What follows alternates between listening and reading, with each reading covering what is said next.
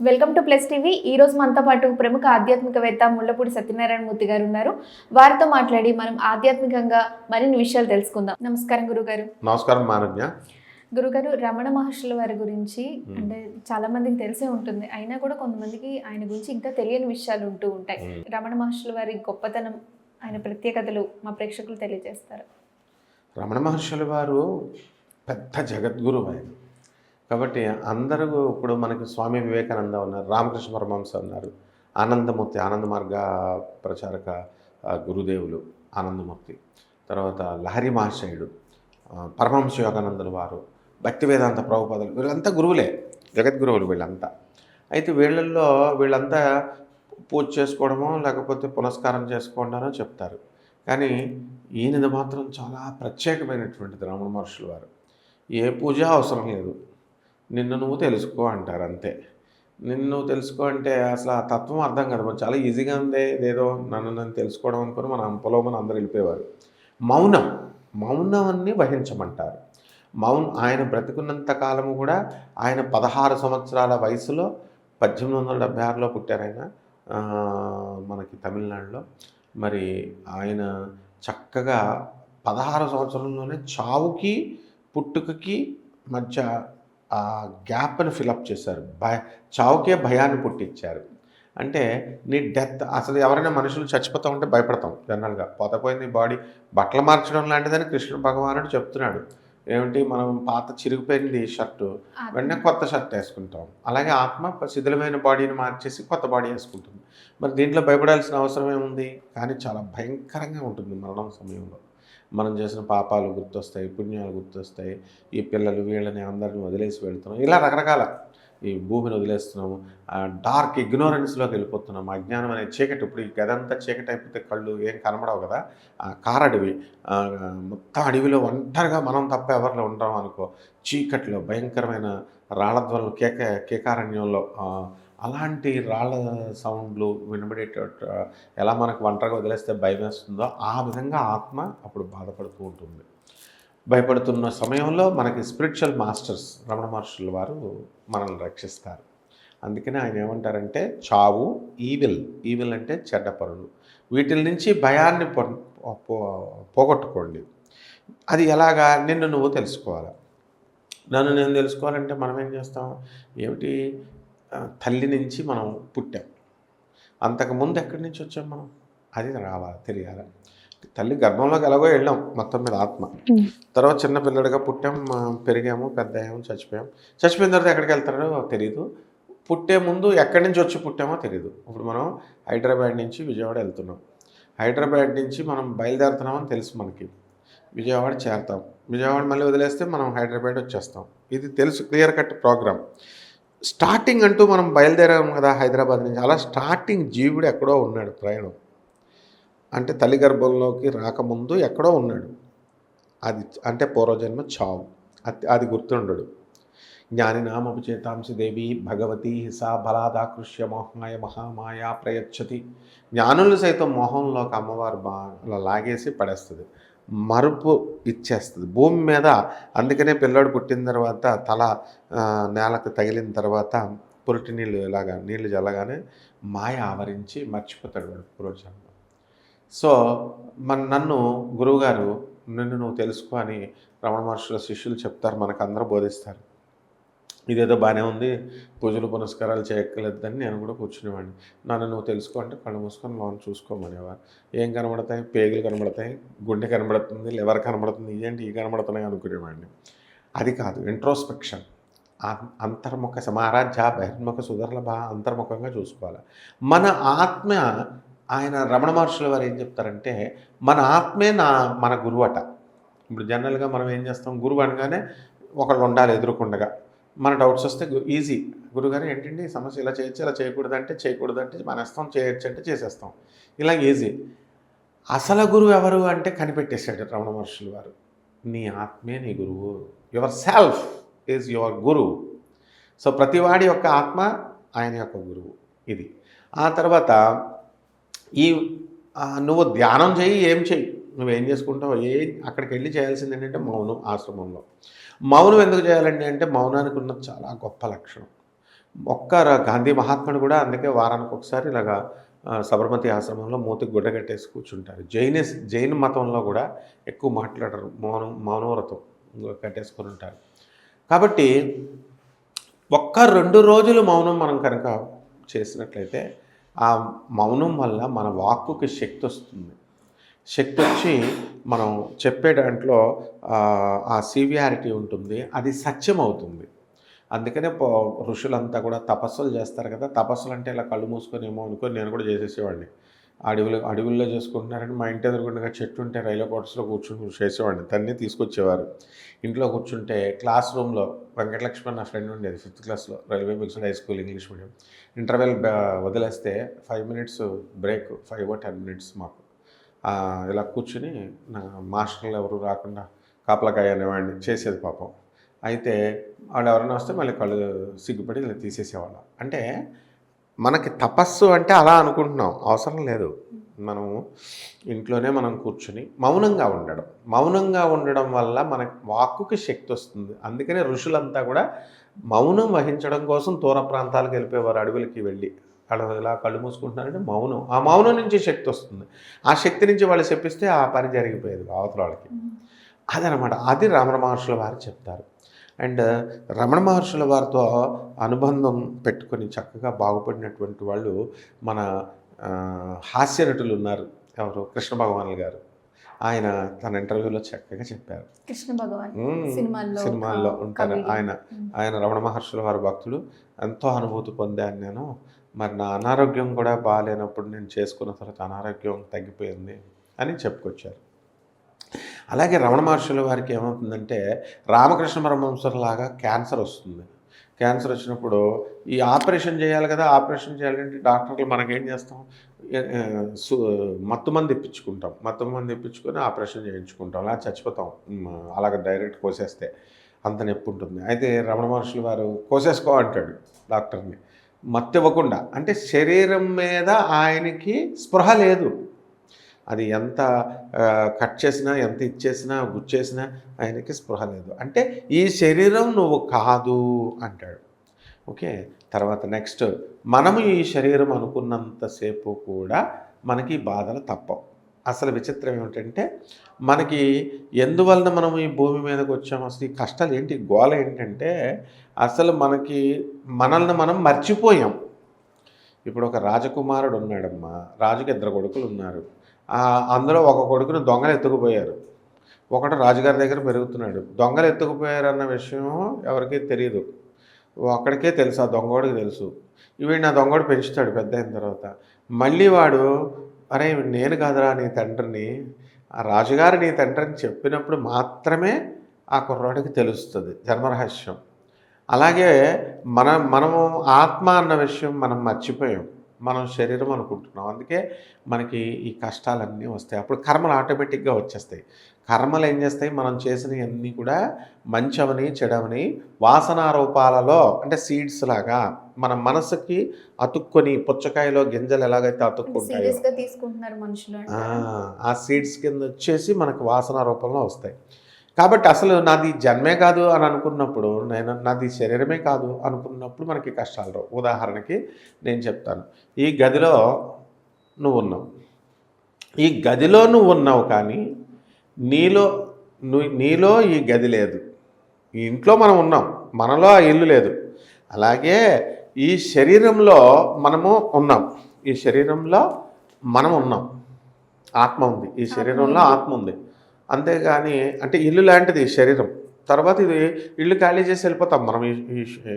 మన పనులు ఇక్కడ కొత్తగా ట్రాన్స్ఫర్ అయింది, ఈ ఇల్లు వదిలేసి వెళ్ళిపోతాం, శరీరాన్ని వదిలేసి ఆత్మ వెళ్ళిపోతుంది. ఇది తెలుసుకోవాలి.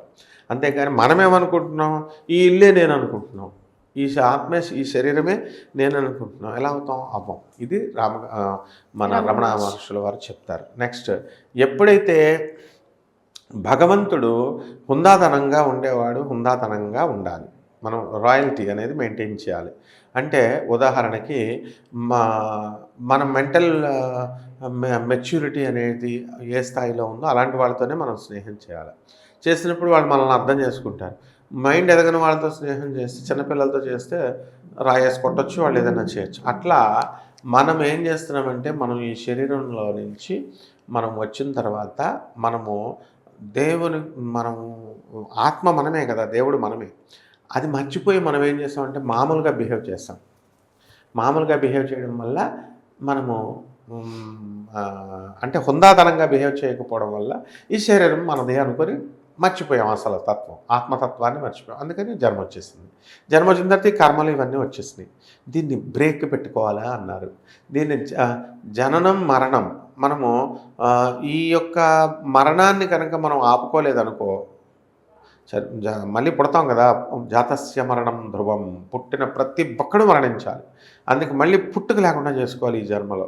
చేసుకోకపోతే మళ్ళీ జన్మ ఎత్తేస్తాం, కుక్కో నక్కో పిల్లి కిందో రాయి కిందో ఎత్తేస్తాం.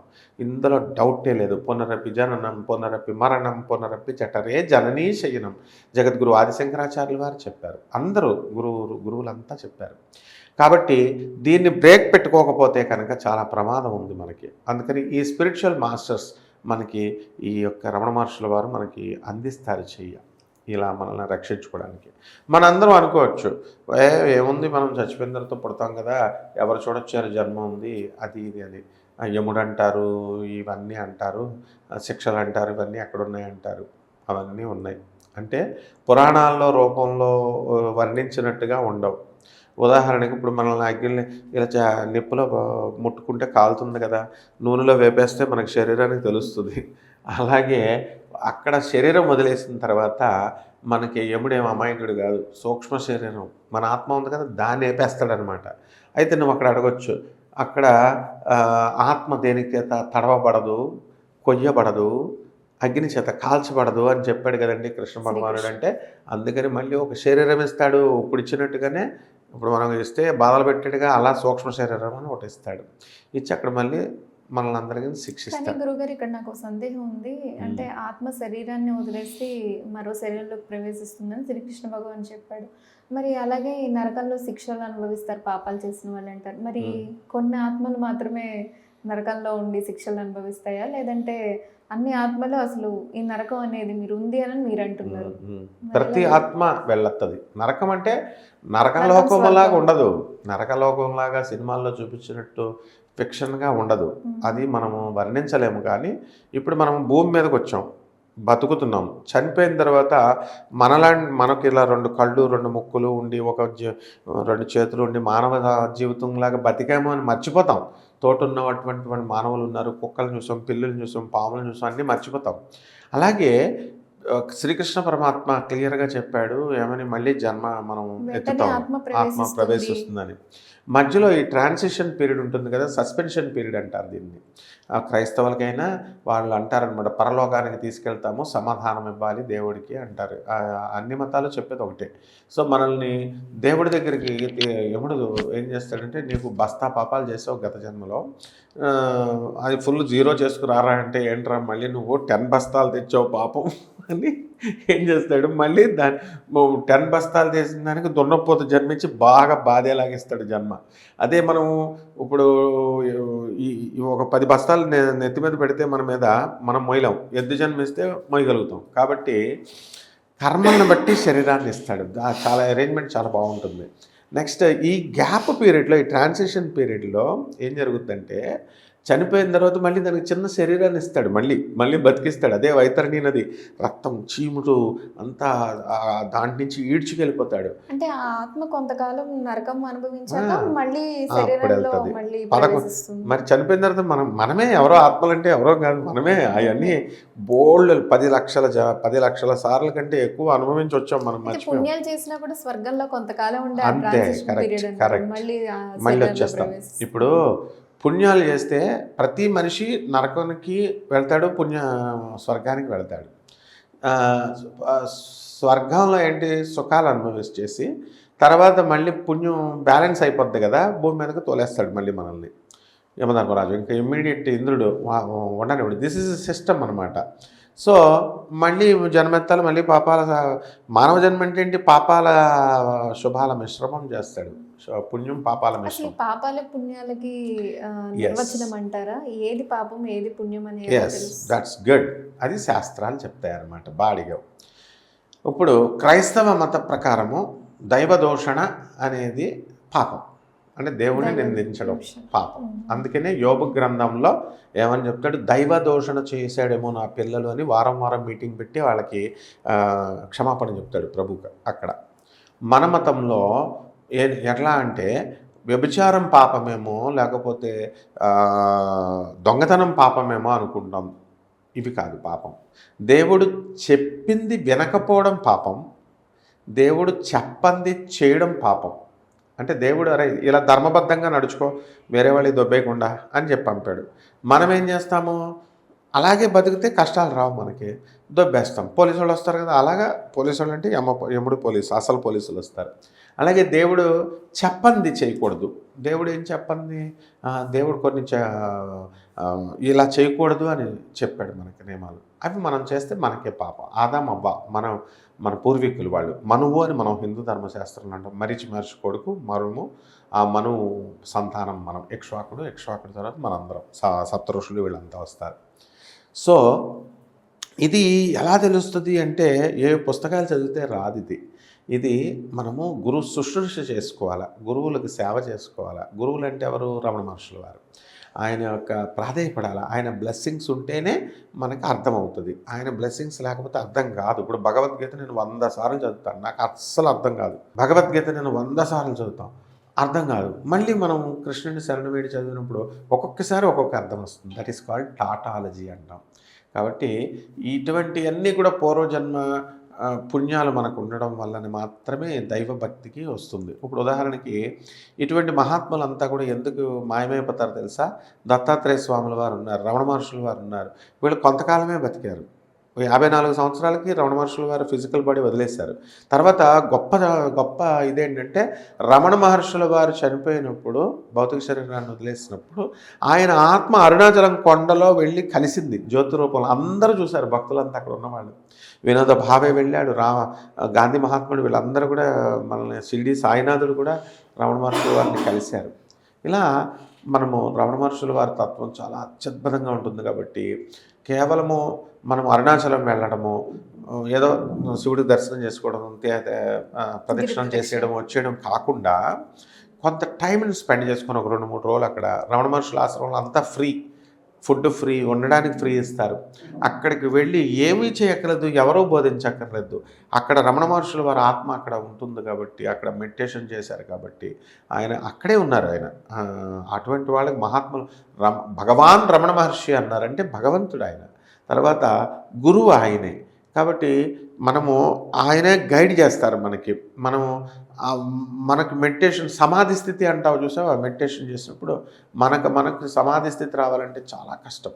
కానీ ఆయన దయతో 2 నిమిషాల్లో మనకు సమాధి స్థితి వస్తుంది. చాలామంది అందరూ కూడా భ్రమలు పడుతున్నారు. ఎలా అంటే నాకు మూలాధార చక్రం విచ్ఛిన్నం అయిపోయింది, నేను మెడిటేషన్ చేస్తున్నాను. నాకు ఒకటి ఫోన్ చేశాడు, పాప అమాయకుడు, చిన్న కుర్రాడు, గురుగారు నాకు సహస్రార చక్రం విచ్ఛిన్నం అయిపోయింది అంటారు. ఒక ఆవిడ ఓల్డ్ సిటీ నుంచి వస్తుంది, ఆవిడేమో గురువుగారు నాకు మూలాధార చక్రం విచ్ఛిన్నం అయిపోయింది, నాకు కలర్స్ వినబడుతున్నాయి, రంగులు వినబడుతున్నాయి. అవన్నీ మనకు తెలుసు. యోగ సాధనలో క్లియర్గా మనం రకరకాల యోగ సాధనలు మనం చేస్తున్నాం. మన గురుదేవులైనటువంటి రమణ మహర్షుల వారు ఆనందమూర్తి రాజాది రాజయోగము, మన పరమహంస యోగుల వారు ట్రాన్స్డెంటల్ మెడిటేషన్, ఇవన్నీ నా చిన్నప్పటి నుంచి నేను చేశాను. కాబట్టి ఇవన్నీ ఏమీ విచ్ఛిన్నం కాదు, ఇవన్నీ వాళ్ళ భ్రమలు. ఎందుకంటే శ్రీకృష్ణ పరమాత్మ క్లియర్గా చెప్పాడు భగవద్గీతలో, యోగ నష్టము జరిగింది అంటే శివుడు విష్ణువుకు చెప్పాడు, విష్ణువు యోగాన్ని, విష్ణువు ఏమో బ్రహ్మకు చెప్పాడు, బ్రహ్మ వశిష్ఠుడు, ఇలా మన గురు పరంపరకి చెప్పాడు. మధ్యలో ఎక్కడో మిస్ అయిందంట, అది బోధన ఆగిపోయింది. అందుకని యోగా నష్టం జరిగింది అని భగవద్గీతలో క్లియర్గా ఉంది. అటువంటిప్పుడు వీళ్ళకి సాక్షాత్తు కృష్ణుడికే ఈ చక్రాలన్నీ కూడా విత్డ్రా చేస్తాడు ఆయన, ఎవరికి అవ్వకుండా. వీళ్ళు ఇదంతా చెప్పకుండా గొప్పలకి నాకు అయిపోయింది, ఒకళ్ళని చూసి ఒకళ్ళు అయిపోయింది అని ఇట్లా మొదలుపెట్టారనమాట. కాబట్టి యోగా మూలాధార చక్రాలు విచ్ఛిన్నాలు కాదు అసలు. రమణ మహర్షుల వారి సిద్ధాంతం ఆయన ఏం చేసేవారు తెలుసా? ఆయన బ్రతికున్నంతప్పుడు ఆయన అసలు మాట్లాడేవారు కాదు. ఎప్పుడైనా ఒక ముక్క ఎవరైనా ప్రశ్నలు వేస్తే చెవిటి మీద రాసిస్తే ఒక మొక్క. ఎక్కువగా మాట్లాడేవారు ఇప్పుడు అసలు మాట్లాడేవారే అసలు కాదు. మాట్లాడేవారు ఆయన పోనీ అందగాడు కాదు, దొడ్డు కాళ్ళతో మామూలుగా నడుగుతారు. తర్వాత సడన్గా 16 ఏళ్ల వయసులో గుండు గీసేసుకొని వచ్చేసి కూర్చున్నారు. రియలైజేషన్ వచ్చేసింది ఆయనకి. అటువంటి మహానుభావులు గురువులను మనం శరణవేడినప్పుడు మాత్రమే ఆయన ఈ యోగాభ్యాసాలు వీటి సంగతి దేవుడెరుగు ముందు ఆయన చెప్పే మాటలు మనకు అర్థమవుతాయి. అవి అర్థం అవ్వాలంటేనే ఆయనకు అర్థం కావు. ఇప్పుడు మన వీడియో చూస్తాము, ఎవరైతే ఇంట్రెస్టెడ్గా ఉండి సాధన చేశారో మహాత్ములు పుణ్య సంపద ఉన్న వాళ్ళకి మాత్రమే ఈ వీడియో అర్థమవుతుంది. లేని వాళ్ళకి ఏంట్రా ఈ సోది అని అనుకుంటారు. కాబట్టి మనము రమణ మహర్షుల వారి వ్యక్తిత్వం చాలా మహోన్నతమైనది. ఆయన జగద్గురువులు. మనము అక్కడకున్న కృష్ణ భగవానులే గారే కాదు, మరి మిగతా భక్తులంతా కూడా ఎవరి అనుభవాలు వాళ్ళు వందల లక్షల అనుభవాలు. అక్కడికి వెళ్ళి ఫారినర్స్ అంతా కూడా అక్కడ కూర్చొని మెడిటేషన్ చేస్తూ ఉంటారు. అక్కడ చేసినప్పుడు వాళ్ళ జీవితాలే మారిపోయినాయి, రోగాలు తగ్గిపోయినాయి, ఆత్మానందభూతి పొందుతారు. మనల్ని తెలుసుకుంటాం, మన ఆత్మ ఏంటో తెలుసుకుంటాం, మనం శరీరం కాదు అని తెలుసుకుంటాం. ఈ జనన మరణ చక్రాల నుంచి మనం విచ్ఛిన్నమైపోతాం. అది ఎక్స్ప్లెయిన్ చేయడం కూడా చాలా కష్టం అనమాట. కాబట్టి మొత్తం మీద మాత్రం రమణ మహర్షుల వారి యొక్క ఆశీస్సులతో ఉద్ధరింపబడతామమ్మా. ధన్యవాదాలు గురుగారు. ధన్యవాదాలమ్మా.